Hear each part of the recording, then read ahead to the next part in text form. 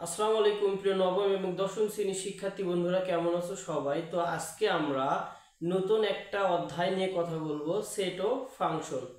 তো আজকে এই ক্লাসের স্পেশাল একটা বিষয় হচ্ছে ভাইয়া, তুমি যদি নবম এবং দশম শ্রেণীর শিক্ষার্থী হয়ে থাকো, তুমি যদি বোর্ড পরীক্ষার শিক্ষার্থী হয়ে থাকো, অর্থাৎ তুমি বোর্ড পরীক্ষায় অংশগ্রহণ করবা, তাহলে তোমাকে এতটুকু বলতে পারি যে এই অধ্যায় থেকে তোমাকে হচ্ছে 100% তোমার হচ্ছে বোর্ড পরীক্ষায় প্রশ্ন হবে 100 না 1000% এই অধ্যায় থেকে তোমার প্রশ্ন আসবে। যেহেতু এই অধ্যায় থেকে প্রশ্ন আসবে, অতএব এই ক্লাসটা তোমার দেখা খুবই গুরুত্বপূর্ণ এবং এই অধ্যায়টা বোঝাও তোমার জন্য অনেক গুরুত্বপূর্ণ যদি তুমি 10 মার্কস পাইতে চাও।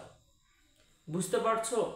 তো একটা বিষয় কি ভাইয়া জানো, তো তোমরা আমার ক্লাস প্রতিনিয়ত দেখে থাকো, প্রতিদিন যদি ক্লাসই দেখো, উপদেশমূলক কিছু 2 মিনিট কথা শোনো, যেটা হচ্ছে তোমাদের উপকারে আসবে। তো তোমরা যারা আমার ক্লাস দেখো, তোমাদেরকে আমি প্রতিনিয়ত কিছু হচ্ছে রিলস ভিডিও তোমাদেরকে আপলোড করি, যেখান থেকে তোমরা শিখতে পারো যে হচ্ছে খুবই অল্প সময় কিভাবে এমসিকিউ সমাধান করা যায়। ওকে, একটা বিষয় লক্ষ্য করো তো ভাইয়া, তোমরা যারা আমার ক্লাসটা দেখো, আমি অনুশীলন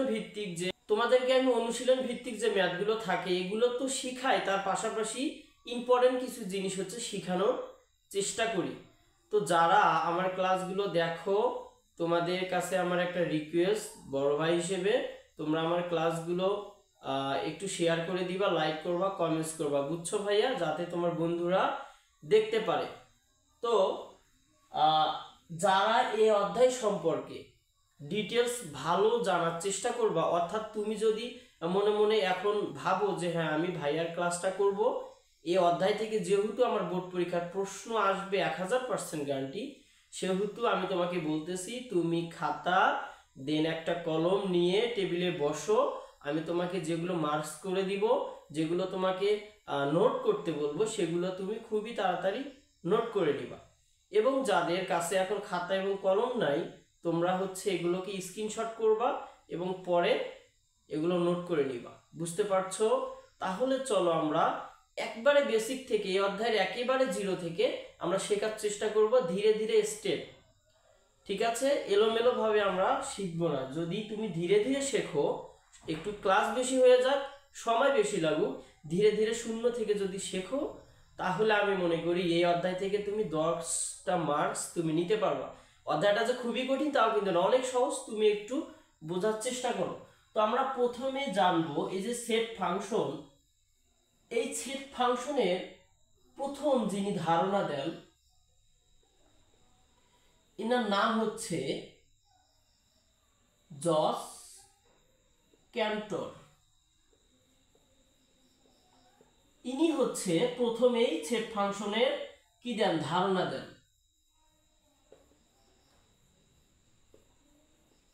ইনি একজন হচ্ছে জার্মানি গণিতবিদ।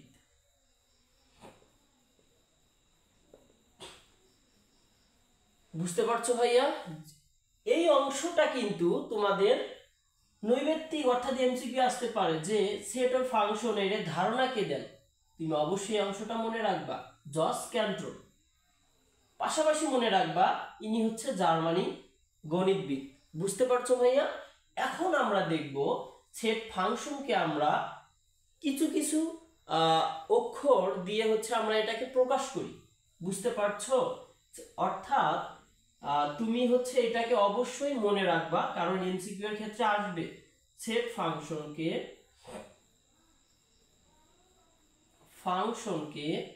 ইংরেজি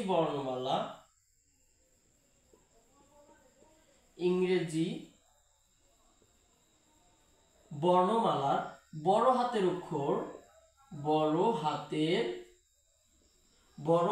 অক্ষর দিয়ে A B C X Y Z দ্বারা প্রকাশ করতে পারি। প্রকাশ করি।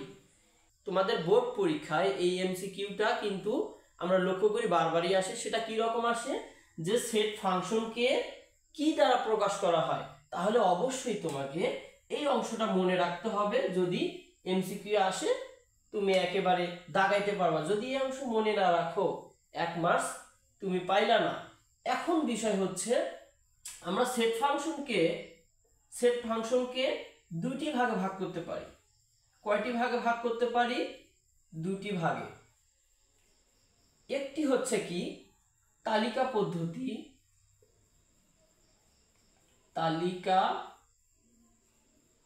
তালিকা পদ্ধতি, আর একটি কি সেট গঠন পদ্ধতি।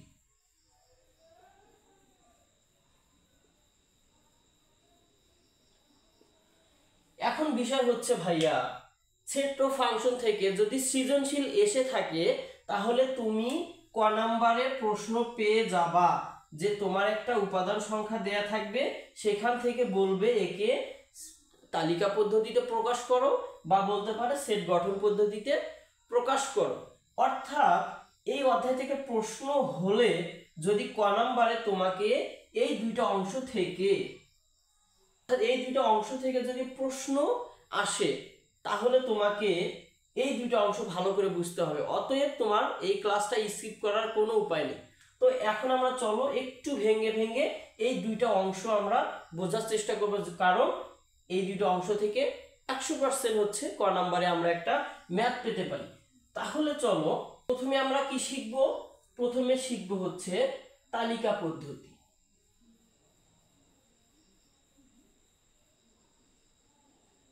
প্রথমে আমরা এই অংশটা শিখব। তালিকা পদ্ধতি এই বিষয়টা আসলে কি? তালিকা পদ্ধতিটা হচ্ছে যেই পদ্ধতিতে সেটের সকল উপাদান, আচ্ছা আমি লিখে দিচ্ছি। তাহলে তালিকা পদ্ধতি আমরা কাকে বলতেছি? যে পদ্ধতিতে সেটের সকল উপাদান সাজানো থাকে, দেন দ্বিতীয় বন্ধনী দ্বারা আবদ্ধ থাকে, তাকে আমরা বলবো তালিকা পদ্ধতি। তাহলে যদি উদাহরণ তোমাকে দেই আমি,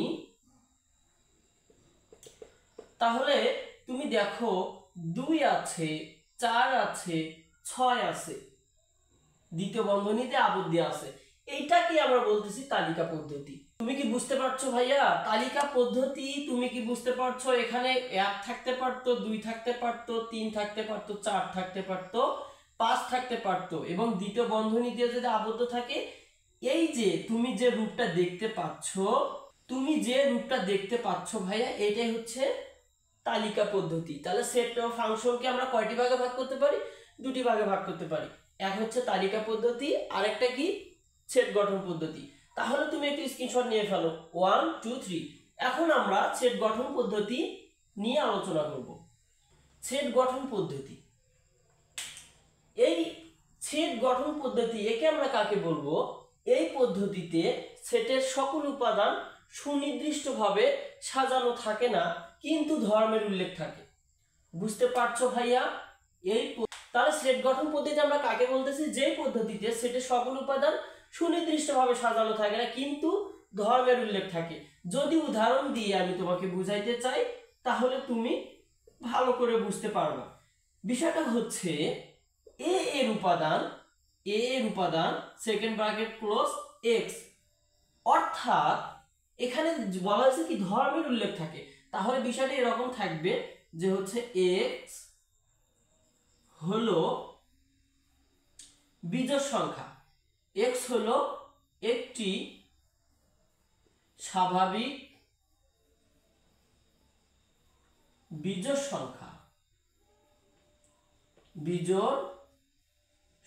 এটাকে সেকেন্ড ব্র্যাকেট দিয়ে ক্লোজ থাকবে। তাহলে বলছে এর উপাদান এক্স, কিন্তু ভাইয়া এর উপাদান যদি তুমি পাইতে চাও, এখানে কিন্তু কন্ডিশন দেওয়া আছে কি এক্স হলো একটি স্বাভাবিক বিজোড় সংখ্যা। বুঝতে পারছো ভাইয়া? তাহলে স্বাভাবিক বিজোড় সংখ্যাটা কি রকম? স্বাভাবিক বিজোড় সংখ্যা হচ্ছে 1 3 5 7, এগুলো হচ্ছে কি স্বাভাবিক বিজোড় সংখ্যা, এগুলো হচ্ছে সেকেন্ড ব্র্যাকেট দিয়ে ক্লোজ থাকবে। তাহলে আমরা এইভাবে এর উপাদানগুলো পাইতে পারি। তুমি দেখো এখানে কি এর উপাদান ডিরেক্ট এইভাবে বলে নাই, কিন্তু কি বলছে এখানে একটা কন্ডিশন দিয়ে রাখছে, x হলো একটি স্বাভাবিক বিজোড় সংখ্যা। বুঝতে পারছো ভাইয়া?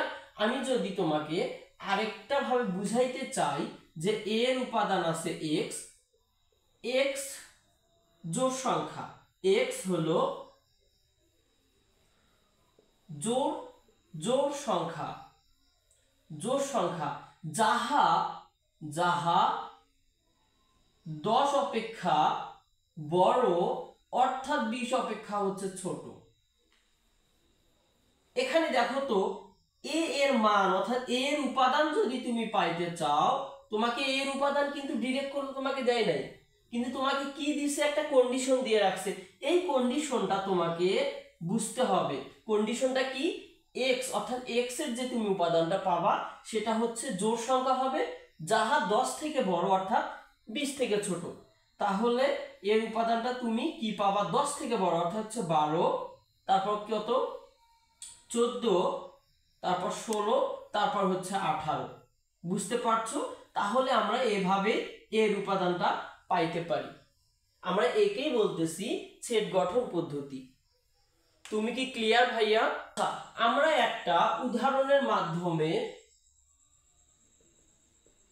ক্লিয়ার হব বিষয়টা। অর্থাৎ এখন তুমি বলতে পারো এখানে এখানে এর উপাদানগুলো 7 একে 7, 7 দুগুণে 14, 3 7 21। তাহলে এখানে প্রত্যেকটি উপাদান 7 দ্বারা 7 দ্বারা বিভাজ্য, 7 দ্বারা বিভাজ্য। তাহলে এর উপাদানগুলো 7 দ্বারা বিভাজ্য। তাহলে এখন আমি বলতে পারি অর্থাৎ অর্থাৎ 7 এর গুণিতক। কিন্তু 28 এর বড় নয়। বুঝতে পারছো এতটুকু ভাইয়া? 7 দ্বারা বিভাজ্য বুঝতে পারছো? 7 একে 7, 7 দুগুণে 14, 3 7 21, 4 7 28। ওকে, এখন কন্ডিশনটা তালিকা পদ্ধতিতে প্রকাশ করতে বলছে। এখন যদি তুমি এখানে এই যে একটা ধরো এখানে একটা মান নিয়ে আসছো 2 3 4 5, এটাকে কি সেট গঠন পদ্ধতি বলে? নো। সেট গঠন পদ্ধতি কন্ডিশনটা কি হবে? এরকম থাকবে, এরপরে যে কোনো একটা ধর্মের উল্লেখ থাকবে, এটাকে আমরা বলবো সেট হচ্ছে গঠন পদ্ধতি। আর এই ধরনের কোনো রূপ দেখলে তালিকা পদ্ধতি। যেহেতু সেট গঠন পদ্ধতি বলছে, আমরা এই রূপটা এখানে নিয়ে আসবো। তাহলে এখানে দেখো এর উপাদান হচ্ছে এক্স, যেখানে এক্স এর মানটি হচ্ছে, এক্স এর উপাদানগুলো হচ্ছে 7 এর গুণিতক, গুণিতক অর্থাৎ 0 থেকে বড় এবং 28 থেকে কি 28 এর বড় নয়, 28 থেকে ছোট অর্থাৎ 28 এর বড় নয় কিংবা সমান। বুঝতে পারছো? এটাকে সেকেন্ড ব্র্যাকেট দিয়ে আমরা ক্লোজ করে দিলাম। এটাই হচ্ছে সেট গঠন পদ্ধতি। এবং তোমার পরীক্ষায় এইভাবে প্রশ্ন আসবে, একটা উপাদান দেওয়া থাকবে, সেখান থেকে তোমাকে বলবে সেট গঠন পদ্ধতি কিংবা তালিকা পদ্ধতিতে প্রকাশ করো। ওকে, এখানে একটু তাকাও, একটা উদাহরণের মাধ্যমে আমরা এই কনসেপ্টটা ক্লিয়ার করব। তাহলে বি এর উপাদান কি? এক্স, ঠিক আছে, এবং এক্স এর উপাদান হচ্ছে 28 এর গুণিতক। এই বিষয়টাকে তালিকা পদ্ধতিতে প্রকাশ করতে বলছে। তাহলে 28 এর গুণিতক, এই বিষয়টা তুমি কি বুঝতেছো? এখন হচ্ছে তুমি যদি গুণ করো, এখানে 28 কে 1 দিয়ে গুণ করলে পাবা হচ্ছে কত? 28। এরপর পাবা 14 কে যদি 2 দিয়ে গুণ করো, 14 দুগুণে 28। এরপর 4 7 কত হয়? 28 হয়। এরপর আর কিছু যায় না। তাহলে তুমি এখন এখানে কি করতে পারো? অর্থাৎ বি এর উপাদানগুলো তুমি পাচ্ছ 1 2, এরপর পাচ্ছ 4, এরপর পাচ্ছ 7, এরপর হচ্ছে 1 4, তারপর হচ্ছে 28। অর্থাৎ এই বিষয়টাই হচ্ছে তালিকা পদ্ধতি। বুঝতে পারছো ভাইয়া? খুবই সহজ কনসেপ্টটা, তাই না? ওকে, তোমরা এখন বলো সেট গঠন পদ্ধতি এবং তালিকা পদ্ধতি বুঝতে পারছো কিনা। আমরা একটু ধীরে ধীরেই আসলে একটা একটা করে কনসেপ্ট ক্লিয়ার করব, যদিও বা সময় বেশি লাগুক না কেন। বুঝতে পারছো ভাইয়া? ওকে, এখন আমরা শিখব সসীম এবং অসীম সেট।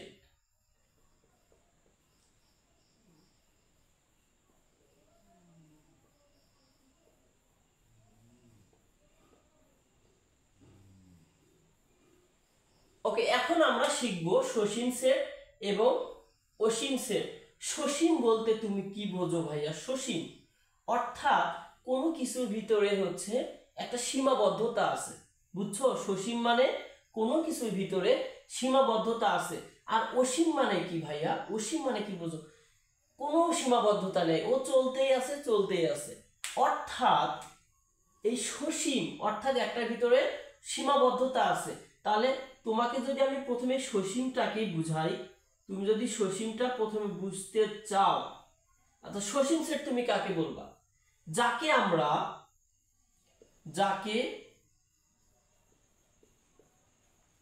গণনা করা যায়, বুঝতে পারছো? তাকে আমরা বলবো সসীম সেট। যাকে গণনা করা যায় একে আমরা বলবো সসীম সেট। যেমন এখানে তুমি দেখো 1 2 3 এর উপাদান 1 2 3 4 5। এখন এখানে দেখো তো কয়টি উপাদান রয়েছে? 1 2 3 4 5, অর্থাৎ আমরা গণনা করে বলতে পারতেছি এখানে 5টি উপাদান রয়েছে। এই যে আমরা গণনা করতে পারি ভাইয়া, একে আমরা বলতেছি সসীম সেট। কনসেপ্টটা ক্লিয়ার? এখন আমরা দেখব অসীম। অসীম অর্থাৎ এই অংশ মানে তুমি বুঝতেছো কি যে ও চলতেই থাকবে, ওর কোনো কি সীমানা নাই, বুঝতে পারছো ভাইয়া? বিষয়টা হচ্ছে যাকে সহজে গণনা করা যায় না, গণনা করা যায় না। এখন যদি আমি তোমাকে এই কনসেপ্টটা ক্লিয়ার করি, 1 2 3 4 এরপর চলতে আছে। তুমি এখানে দেখো তো কয়টি উপাদান রয়েছে? এর উপাদান কয়টি? 1 2 3 4। এরপরে আর কয়টি উপাদান আছে তুমি কি বলতে পারতেছো? যেহেতু আমি এখানে বলতে পারি না কয়টি উপাদান রয়েছে, ও চলতেই আছে, সেহেতু আমি একে বলতে পারি অসীম সেট। বুঝতে পারছো ভাইয়া? সসীম এবং অসীম তুমি বুঝতে পারছো?